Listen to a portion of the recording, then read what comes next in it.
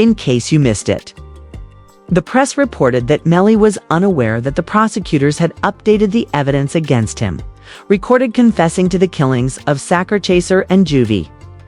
This will not go well. 5 hours after the crime, Melly and Bortland danced in a parking lot.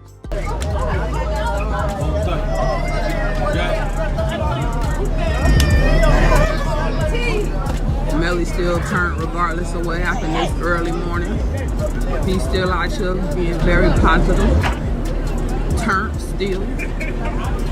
Hey! But no, still turned. Regardless of what happened, you already know. Expressing no sorrow at all for their closest friends' deaths, yet without his awareness that he was being videotaped once more. Melly was spotted leaving the studio 30 minutes prior to the murder, sitting in the Jeep's back left seat too. Get ready, and then waiting for Sakchaser, Juvy, and Bortland to board.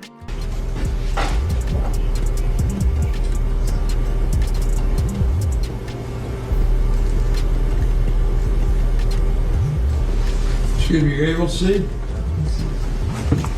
Yes? All right.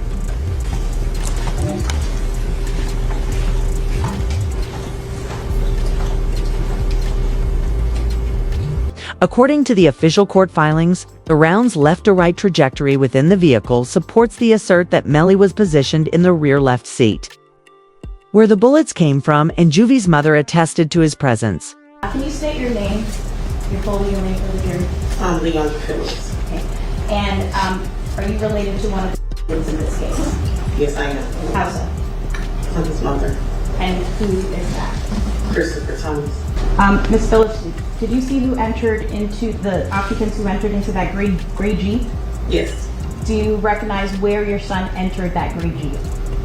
Yes. Which seat, if you can identify for the jury? He got in the back seat on the right-hand side. Did you recognize the individual that got into the back seat on the left side, the rear driver's side? Yes. And who was that individual? Janelle. The prosecutors developed a fresh strategy to ensure that the material was presented before the new judge after repackaging it. Due to their agreements with Bortland and Melly's ex-girlfriend Mariah Hamilton, who was supposed to testify against Melly during the initial trial but had fled the U.S. and been abroad for the previous 3 years, Melly was found guilty. As a result, the police... Mariah Hamilton is spending her first day at the Broward County Jail. She has no arrest record until now. U.S. Border Patrol agents arrested her at Miami International Airport Monday after she arrived on an international flight. Court records show Hamilton was ordered to testify in Demon's first trial in 2023. However, Mariah had to consent to testify in the Melly case be released, but she posted on Facebook to express her gratitude. God's design, not mine, is what I love most about you all, my community. Since the government has proof that Melly allegedly saw Mariah being tampered with before the initial trial, this is a brand new accusation against Melly, and he faces life in prison regardless of whether he removed Sakchaser and Juvy.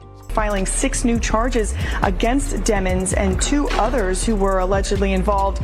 The charges include tampering with a witness, directing the activities of a criminal, solicitation or conspiracy to commit tampering, and unlawful use of a two-way communication device. Now, a couple of those charges actually carry a life in prison sentence if there's a conviction. Although the murder accusations and the witness tampering allegation are entirely distinct. Because of his accused of tampering for the last year, Melly has been unable to use the jail phones. In fact, it got so bad that Melly's mother mentioned it in an interview. My son has not been convicted of anything, and even other inmates that have been convicted or anything, they have the right to use a telephone. They have a right to be allowed to write letters to their loved ones, to receive their mail. They hold his mail, they don't give it to him. However, if the proof that he has been tampering is accurate, then the reason he hasn't been permitted on the jail phones. But it's what Bortland will do to Melly that will result in his life sentence, because he has the power to destroy Melly's case if he decides to turn on him, which is more likely to occur than you might think, because Melly attempted to turn on Bortland during the first trial when his attorney revealed Those were his lies. Cortland Henry shows up at Memorial Hospital, Miramar. And you don't see him sitting there, but where you will see him sitting is in the driver's seat of a car with two bodies, car riddled with bullets. And when he shows up with a change of clothing, change of shirt, powder residue on his hands, evidencing that he had discharged a firearm. And he lies. He lies about where the incident occurred.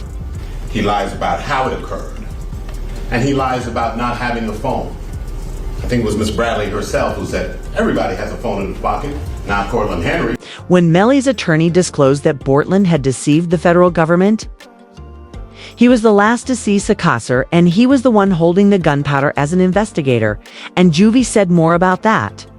So the right hand of Cortland Henry contained 0 particles characteristic of hot residue and two component particles. And the left hand contained 1 particle characteristic of hot residue and 1 2-component particle. Okay. And can you explain to us what that means? Basically, overall, there was hot residue present on the hands. Bortland detested this since he tweeted, "Mind games don't work," after Melly had a mistrial. On people like me, with a handshake emoji, seemingly agreeing to a deal. But it becomes extremely frightening, because if Bortland is on trial alongside Melly, the prosecution will use his questioning from the night of the crime, in which he lies to the police to hide Melly's identity. Okay, tell me what happened. Man, I was playing music, getting off the exit. I was already getting sleepy, almost hungry, you know what I'm saying? And like, just out of nowhere, like, I just heard, you know what I'm saying? So, and I ducked down, you know what I'm saying, in the car, and I almost crashed the car. Let me back you up a few minutes. Where were you coming from? I was coming from the studio, from Fort Lauderdale. Fort Lauderdale studio. Which way did you take? I took I-75, 595 to 75. Then you took 75. As the cops are aware that Bortland's statement doesn't add up and that he would soon be exposed for lying. Here's the hard part where we're having a hard time to understand is that we shut down that entire area and we had officers shoulder to shoulder walk it out. They didn't find as much as 1 shell casing. They didn't find 1 piece of glass. Nothing. Nothing to what you said adds up. And it's hard. Bro, I'm telling you, bro, that's like... I mean, for whatever reason, your 2 friends, are these your good friends? Yeah, that's what I'm saying. These are my... Like, these your 2, I'm assuming close friends. Yeah, we got... And you're doing them an in-service by not telling us the truth. I'm telling you the truth, sir. I don't, like, how... What do you want... How do you make shell casings disappear? I don't know. How can I tell you about a shell case? However, the interrogation worsened when Bortland attempted to stop the talk. Tell the story, and that's it, bro. I don't even want to talk about it anymore. Like, cause I told y'all. Like, I don't know. Like, I don't know. Okay, just so you know, all right, because you're saying, well, I don't want to talk anymore.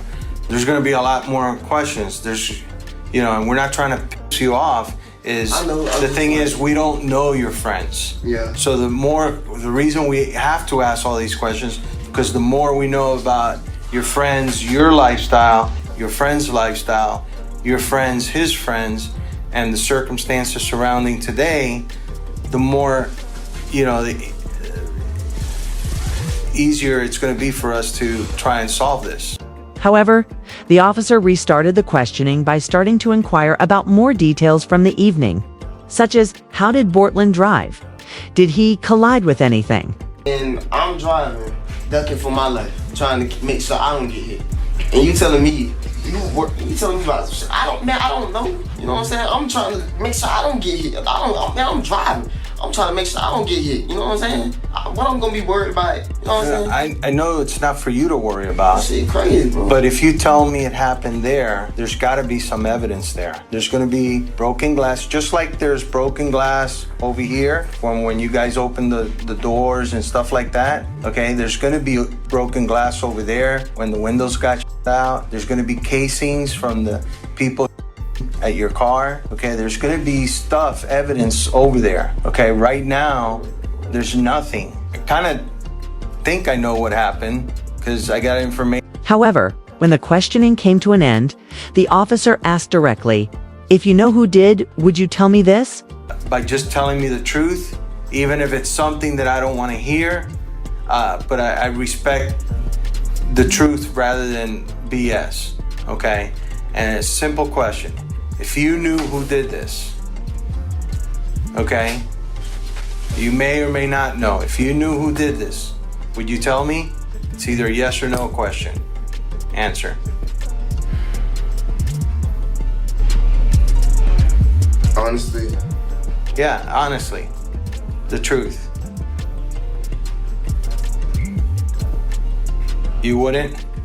Because I wouldn't want to be a part of it. I wouldn't want to be. Because he was afraid the police would find out if he answered. Bortland just nodded his head no, was lying if he spoke it aloud. In spite of this, Melly's attorneys have attempted to get him released on bail, according to reports. We heard Melly talk about the bond release, and her attorneys submitted their final papers for Melly to be freed on bail until her trial in September.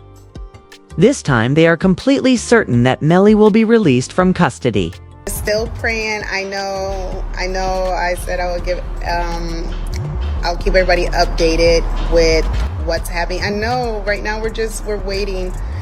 So basically the judge is going to do, I guess, a written order. So we're just waiting, and that order can come any minute, or it could come tomorrow. I don't know. So we're just waiting. We're just waiting. So everybody just keep praying, keep having faith. Oh, Tessa, stop. I've been crying too. It's been a long time coming, you know. But Melly's attorneys gave us the most recent information about the bond package that came with it. It was so good that a rapper wrote, "That boy Melly is coming home. I feel it." Melly's legal team told the judge that if he was granted bond, he would be under house arrest, wear an ankle monitor, and hire round-the-clock security to keep an eye on him. They also proposed posting an unspecified bond that would be paid by his record label, 300 Entertainment. According to Melly's mother and solicitors, they have tangible proof that she isn't receiving the proper treatment, which is against the law. You saw Melly's statement just saying how he's been hurt, how he's scared for his life. As a mother, how did that make you feel? It's heartbreaking. It made me feel completely helpless. Broward Sheriff's Office definitely needs to be investigated. I mean, they are making up their own rules. We've tried to go to court about this situation. The judge really doesn't have any jurisdiction when it comes to the jail, because we actually had a hearing about the mistreatment of him, and the jail they make their own rules. And I don't think that's fair, because I know that they need to answer to someone too.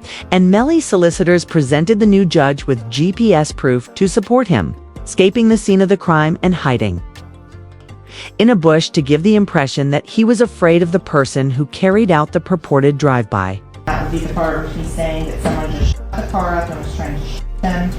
So I asked him if he was okay, where he was, and he's like, there's a car coming behind him, like hiding. He was like, there's some, yeah, there's some, I think they're still out here or something. So I'm like, are you okay? He's like, I'm okay.